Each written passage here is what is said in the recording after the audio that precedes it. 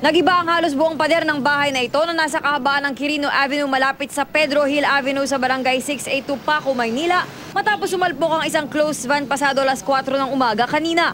Natabunan ng nagibang pader ang binti ni Maylene Pascua, 63 taong gulang. Mga tulog yan sila dyan.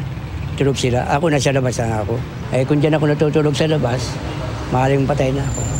Sising-sisi naman sa nangyari ang driver ng closed van na si Arnel Urbien. Overtaken ko sana kasi naka-green light.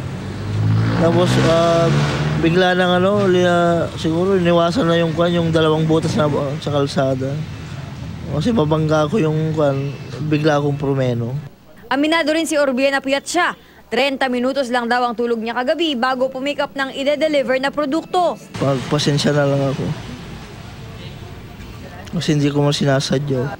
Nakadagdag sa bagal ng daloy ng trapiko sa Quirino Avenue ang pagsalpok ng closed van sa bahay. Iniimbestigahan na ng otoridad ang insidente. Athena Imperial, GMA News.